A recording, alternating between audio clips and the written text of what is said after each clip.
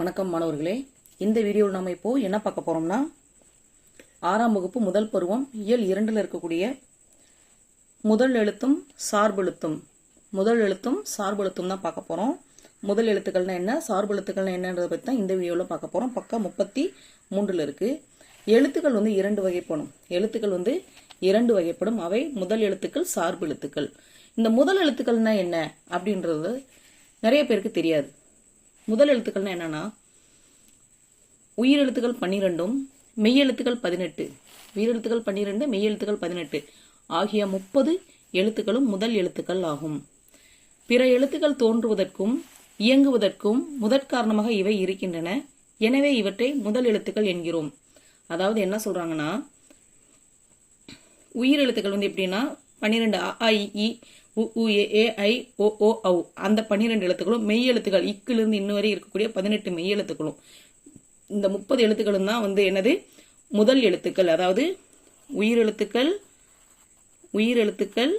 12 plus மெய் எழுத்துக்கள் எவ்வளோ 18, இந்த 2 எழுத்துக்களும் சேர்ந்ததுதான் 30. இதை தான் நம்ம என்ன சொல்றோம், முதல் எழுத்துக்கள். என்னன்னு சொல்றோம், முதல் எழுத்துக்கள்னு சொல்றோம். முதல் எழுத்துக்கள் 30.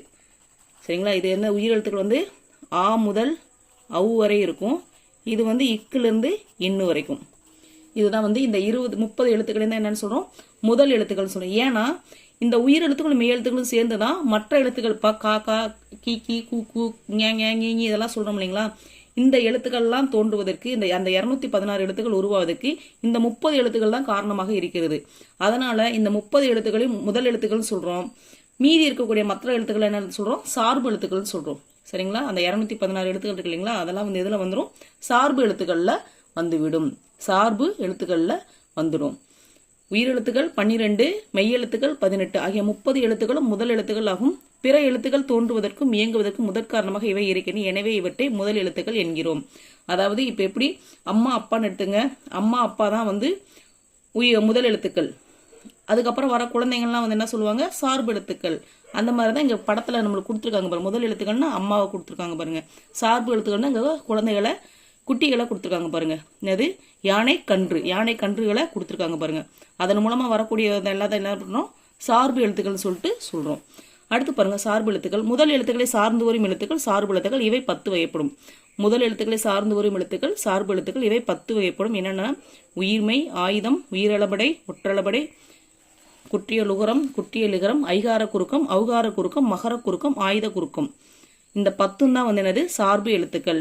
இவ்வகுப்பில் உயிர்மை, ஆயுதம் ஆகிய 2 சார்பு எழுத்துக்கள் பற்றி காண்போம். என்னது, உயிர்மைனா என்ன, ஆயுதம் என்ன, அதை பத்தி மட்டும் இந்த வகுப்புல நாம பார்க்க போறோம். சரிங்களா. உயிர்மைனா என்ன அப்படின்னா, மெய்யெழுத்துக்களும் உயிரெழுத்துக்களும் ஒன்றுடன் ஒன்று சேர்வதால் உயிர்மை எழுத்துக்கள் தோன்றுகின்றன.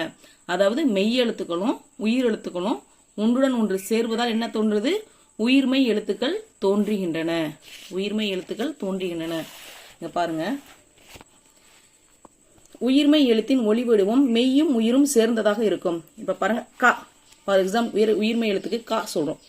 இது எப்படி இருக்கும்னா, இக்கு கூட்டலாதான் கா. அப்போ என்ன வடிவம் வரும், மெய்யெழுத்தும் உயிரெழுத்தும் சேர்ந்த ஒரு என்ன சொல்றது, அதோட வடிவம் எப்படி இருக்கும், அதோட இக்கு கூட்டலாதான் கா. அததான் சொல்றாங்க, உயிர்மை எழுத்தின் ஒளி வடிவம் மெய்யும் உயிரும் சேர்ந்ததாக இருக்கும். வரி வடிவம் மெய்யெழுத்தை ஒத்திருக்கும். வரி வடிவம்னா எழுதுறது எப்படி இருக்கும், மெய்யெழுத்து கா. இப்போ இக்கு மெய்யெழுத்துனா இக்கு, இது வந்து பார்த்தா கா. ஆனா பார்த்தா எப்படி இருக்கும், எழுதுறது வரி வடிவம் வந்து மெய்யெழுத்தை ஒத்தி இருக்கும். ஆனா ஒலிக்கக்கூடிய உச்சரிப்பு வந்து எப்படி இருக்கும், உயிர்மை எழுத்தை பொறுத்து இருக்கும். சரிங்களா. ஒலிக்கும் கால அளவு உயிரெழுத்தை ஒத்திருக்கும். முதல் எழுத்துக்களை சார்ந்து வருவதால் இவை சார்பெழுத்து வகையுள் அடங்கும். அடுத்து பாருங்க, ஆயுதம் பத்தி படிக்க போறோம். 3 புள்ளிகளே உடைய தனித்த வடிவம் பெற்றது. சரிங்களா. ஆயுத எழுத்து என்னது, 3 புள்ளிகளே உடைய தனித்த வடிவம் பெற்றது. முப்புள்ளி, முப்பாட்புள்ளி, தனிநிலை, அக்கேனம் என்ற வேறு பெயர்கள் இதற்கு உண்டு.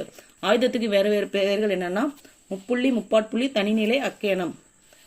ஞாபகம் வச்சுக்கோங்க. என்னது, முப்புள்ளி, முப்பாட்புள்ளி, தனிநிலை, அக்கேனம் என்ற வேறு பெயர்கள் உண்டு. நுட்பமான ஒலிப்பு முறையே உடையது. தனக்கு முன் ஒரு குறில் எழுத்தையும் தனக்கு பின் ஒரு வல்லின உயிர்மை எழுத்தையும் பெற்று சொல்லின் இடையில் மட்டுமே வரும். அக்கு வந்து எப்படி வரும், சொல்லின் இடையில் மட்டுமே வரும். தனித்து இயங்காது. முதல் எழுத்துக்கள் ஆகிய உயிரையும் மெய்யையும் சார்ந்து இயங்குவதால் ஆயுத எழுத்து சார்பாகும். அதாவது முதல் எழுத்துக்கள் ஆகிய உயிரையும் மெய்யையும் சார்ந்து இயங்குவதால் இதுக்கு பேர் என்னது? ஆயுத எழுத்து சார்பு எழுத்து ஆகும். புரிஞ்சுதுங்களா? அதாவது முதல் எழுத்துக்கள்னா என்னன்னா உயிர் எழுத்து மெய் எழுத்து, அந்த 30 எழுத்துக்கள் சேர்ந்தாதான் முதல் எழுத்துக்கள்.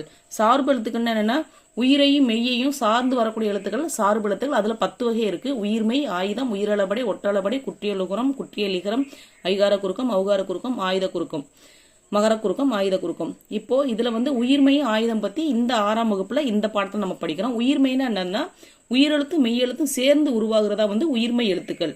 அதாவது இக்குன்ற மெய்யெழுத்தும் ஆன்ற உயிரெழுத்தும் சேர்ந்து உருவாகிறதா கா. என்னது? கா. அதே மாதிரி இப்போ சான்னு எடுத்துக்கிட்டோம்னா இச்சுன்ற மெய்யெழுத்தும் ஆன்ற மெய்யெழுத்து சேர்ந்து உருவாகிறதா சா. அப்போ இது ஒலிக்கக்கூடிய ஒலி வடிவம் எப்படி இருக்கும்னா உயிரும் மெய்யும் சேர்ந்ததாக இருக்கும். ஆனா வரி வடிவம் எப்படி எழுதும்போது எப்படி இருக்கும்னா மெய்யெழுத்து மாதிரி இருக்கும். மெய்யெழுத்துன்னு என்னது? இப்ப இக்கு இங்கு இருக்குங்களா, அதான் மெய்யெழுத்து. நம்ம எழுதக்கூடிய எழுத்து உயிர்மெய் எழுத்து எப்படி இருக்கும்னா அந்த இக்கு இங்கு மாதிரி காங்க சாங்க, அதுதான் உயிர்மெய் எழுத்துக்கள். அது பார்க்கறதுக்கு எப்படி இருக்கும்? மெய்யெழுத்து மாதிரியே இருக்கும். அதனாலதான் முதல் எழுத்துக்கள் இதை சார்ந்து வருவதால் இது என்னன்னு சொல்றோம்? சார்பு எழுத்துக்கள்.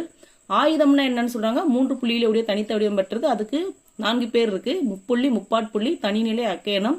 அது மட்டும் இல்லாம எப்பவுமே தனக்கு முன் ஒரு குறில் எழுத்தையும் தனக்கு பின் ஒரு வல்லின உயிர்மெய் எழுத்தையும் பெற்று சொல்லின் இடையில் மட்டுமே வரும். புரியுதுங்களா? சொல்லின் இடையில வரும். முன்னாடி ஒரு குறில் எழுத்த வச்சிருக்கோம், பின்னாடி ஒரு வல்லின உயிர்மெய் எழுத்த வச்சிருக்கோம். என்னது? உயிர்மெய் எழுத்தையும் பெற்று சொல்லின் இடையில் மட்டுமே வரும்.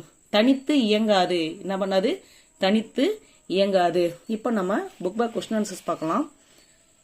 மதிப்பீடு என்ன கொடுத்துருக்காங்கன்னா முதல் எழுத்துக்கள் என்பவை எவை, அவை ஏன் அவ்வாறு அழைக்கப்படுகின்றன? என்னது? முதல் எழுத்துக்கள் என்பவை யாவை, அவை ஏன் அவ்வாறு அழைக்கப்படுகின்றன?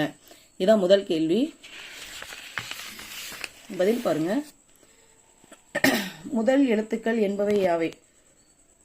இங்க பாருங்க, இந்த உயிரெழுத்துக்கள் 12, மெய்யெழுத்துக்கள் 12 ஆகிய 30 எழுத்துக்களும் முதல் எழுத்துக்கள் ஆகும். பிற எழுத்துக்கள் தோன்றுவதற்கு இயங்குவதற்கு முதற் காரணமாக இவை எனவே இவற்றை முதல் எழுத்துக்கள் என்கிறோம். இதுதான் முதல் கேள்வி. இதுதான் முதல் கேள்வி.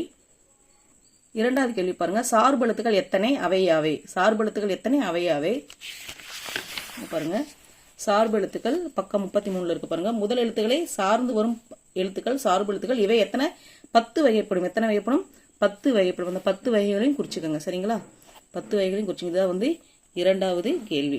முதல் எழுத்துக்களை சார்ந்து வரும் எழுத்துக்கள் சார்பு எழுத்துக்கள் இவை 10 வகைப்படும். இங்க ஆயுத குறுக்கம் வரைக்கும் குறிச்சுக்கணும். அடுத்த கேள்வி பாருங்க. சொற்களில் ஆயுத எழுத்து எவ்வாறு இடம்பெறும்? சொற்களில் ஆயுத எழுத்து எவ்வாறு இடம்பெறும்? இங்க பாருங்க, தனக்கு முன் ஒரு குறில் எழுத்தையும், இதான் மூன்றாவது கேள்வி. தனக்கு முன் ஒரு குறில் எழுத்தையும் தனக்கு பின் ஒரு வல்லின உயிர்மெய் எழுத்தையும் பெற்று சொல்லின் இடையில் மட்டுமே வரும். இதுதான் மூன்றாவது கேள்வி. அவ்வளவுதான், இந்த வீடியோ முடிஞ்சது. இந்த வீடியோ உங்களுக்கு பிடிச்சிருந்துச்சுன்னா மறக்காம லைக் பண்ணுங்க, கமெண்ட் பண்ணுங்க. இது வரைக்கும் நம்ம சேனலை சப்ஸ்கிரைப் பண்ணலாம், சப்ஸ்கிரைப் பண்ணுங்க. உங்க நண்பர்களும் பார்க்கணும், வீடியோவை ஷேர் பண்ணுங்க. நன்றி, வணக்கம்.